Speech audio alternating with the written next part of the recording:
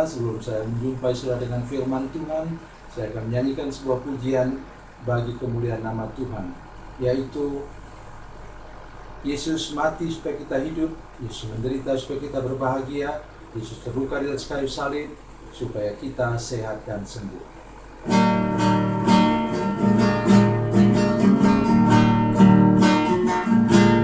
Yesus berfirman, marilah kepadaku semua yang letih lesu dan berbeban berat, aku akan memberi kelegaan padamu.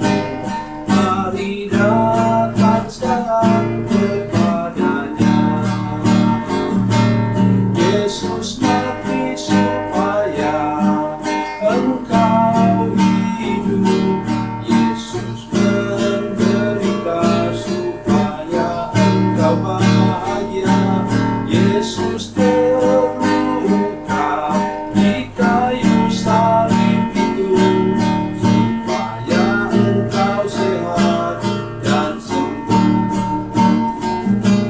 Yesus berfirman, marilah kepadaku semua yang letih lesu dan berbeban berat, aku akan memberi kelegaan padamu.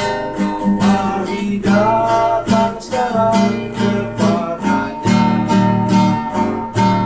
Yesus mati supaya engkau hidup, Yesus menderita supaya engkau bahagia, Yesus terluka di kayu salib itu supaya engkau sehat dan sembuh.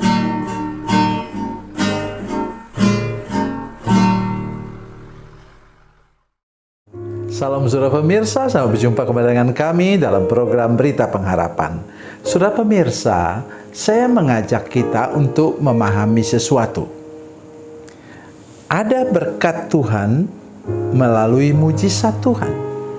Tetapi ada berkat Tuhan juga yang Tuhan berikan melalui usaha kita.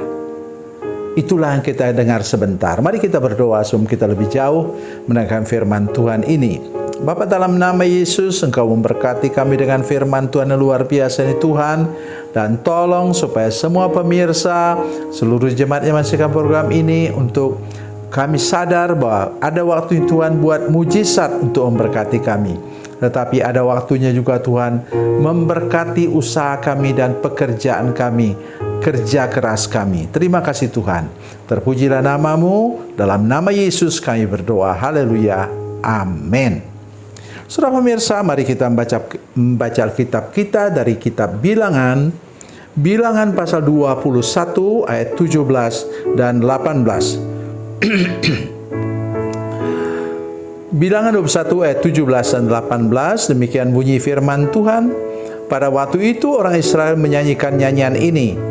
Berbual-buallah hai sumur, mari kita bernyanyi-nyanyi berbalas-balasan karena sumur yang digali oleh raja-raja, yang dikorek oleh kaum bangsawan di antara bangsa itu, dengan tongkat-tongkat kerajaan, dengan tongkat-tongkat mereka, dan dari padang gurun mereka ke Matana. Amin. Saudara sekalian, saya ingin menyampaikan firman Tuhan ini dengan harapan bahwa saudara betul-betul mengerti apa yang saya sampaikan. Selama 40 tahun umat Tuhan mendapatkan roti malaikat, kata firman Tuhan. Nanti silakan baca dari Mazmur 78 ayat 25. Ya. Dan kemudian apa? 40 tahun dapat roti dari surga. Makanan yang begitu enak katanya. Nanti silakan baca dalam Keluaran 16 ayat 31 mengatakan rasanya seperti kue madu. Bisa dimakan oleh anak bayi sampai kepada orang lansia. Luar biasa. 40 tahun. Tetapi kata Alkitab, begitu mereka sampai ke tanah Kanaan, dan membeli dari sana gandum. Ya, saya mengerti seenak-enaknya makanan, kalau makanan itu terus mungkin juga orang mulai merasa ada rasa bosannya. Tetapi kabar baiknya ialah ketika mereka mulai membeli gandum dari orang di tanah Kanaan, dan jangan lupa mereka jumlahnya sekitar 2 juta orang. Tentu mereka pergi kepada orang Kanaan, kemana-mana, ke kampung-kampung orang Kanaan itu, kemudian mereka mendapatkan gandum. Tepat ketika mereka mendapatkan gandum yang alamiah itu, saudara sekalian, maka mana pun berhenti dicurahkan. Dan tidak pernah dicurahkan lagi sepanjang sejarah umat Tuhan sampai sekarang. Mengapa? Itu tadi saya katakan. Di sini dikatakan bahwa pada waktu itu orang Israel saya baca ayat di atasnya. Ya. Dari sana mereka ke Beer. Inilah sumur di mana Tuhan berfirman kepada Musa, kumpulkanlah bangsa itu, maka aku akan memberikan air kepada mereka. Air ini dari sumur. Mereka gali sendiri, saudara sekalian. Artinya apa? Ini air yang alamiah, dikerjakan dengan cara-cara alamiah. Kita tidak mendengar di sini mereka kemudian bikin persekutuan doa, kemudian air keluar. Tapi mereka mencangkulnya, menggalinya, kata firman Tuhan. Dan sampai tadi itu yang saya baca tadi itu nyanyian mereka. Oleh sebab itu hari ini saya mengajak kita semua, bila engkau punya pekerjaan, seriuslah engkau bekerja. Bila engkau bekerja dengan orang, begitu juga. Ya, beberapa bulan yang lalu saya mendengar bagaimana orang itu sampai menangis kayak menangis darah. Karena apa? Gara-gara mereka terus mendemo itu manajemen dari pabrik itu akhirnya tutup, saudara sekalian. Akhirnya tutup. Maka mereka yang menangislah mereka kehilangan pekerjaan. Itu sebabnya saya pesan kepada kita semua, mari kita bekerja dengan sungguh-sungguh. Dan bagi saudara yang orang percaya, mari berdoa untuk pabrik di mana engkau bekerja. Berdoa untuk perusahaan di mana engkau bekerja. Jangan cuma bekerja lurus-lurus saja begitu. Jangan. Kumpulkan teman-teman yang seiman, mulai berdoa, Tuhan berkati pabrik tempat kami bekerja. Dulu saya masih sering, waktu saya masih muda, sekarang tidak bisa lagi, saya diundang ke kompleks atau kawasan berikat di Batam yang tiap Jumat mereka persekutuan doa dan mendoakan tempat mereka bekerja. Tempat mereka bekerja, pabriknya itu alamiah. Yang punya juga manusia biasa. Dan yang kerja juga, tidak ada di situ malaikat kerja. Jadi itu yang dimasukkan tadi. Jadi sumur yang digali mengeluarkan air berlimpah-limpah.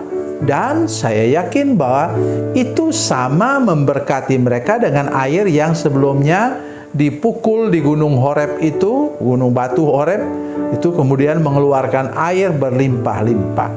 Saya yakin kualitasnya sama. Oleh karena itu, air yang datang daripada Tuhan.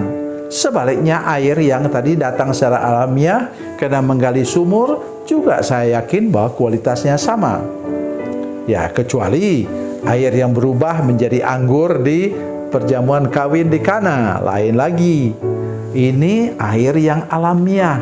Oleh sebab itu, mari menghargai pabrik tempat engkau bekerja, untuk kami di Batam, atau ladang tempat saudara bekerja di kampung saya di Kalimantan sana, atau mengerjakan perkebunan apa saja, misalnya kebun karet, saudara sekalian. Mari jangan cuma mengeluh karena harga karet itu turun, tapi berdoa, Tuhan berkati orang yang punya perusahaan-perusahaan besar yang membutuhkan karet itu supaya mereka dapat menaikkan harga beli mereka. Itu cara kita yang paling tepat sesuai dengan firman Tuhan ini. Tuhan Yesus memberkati, Tuhan Yesus baik. Mari kita berdoa. Bapa, dalam nama Yesus, terima kasih banyak untuk firman Tuhan hari ini. Kami berdoa Engkau menolong kami semua Tuhan untuk belajar menghargai usaha dan pekerjaan kami sendiri yang alamiah, dan juga mendoakan orang-orang yang menjadi pimpinan kami, atasan kami. Kalau kami pegawai negeri, kami mendoakan pemimpin-pemimpin kami, ya, menteri yang bertanggung jawab untuk apa yang sedang kami kerjakan sekarang. Terima kasih Tuhan, terpujilah nama-Mu. Kami mengucap syukur dan berdoa dalam nama Yesus. Haleluya. Amin.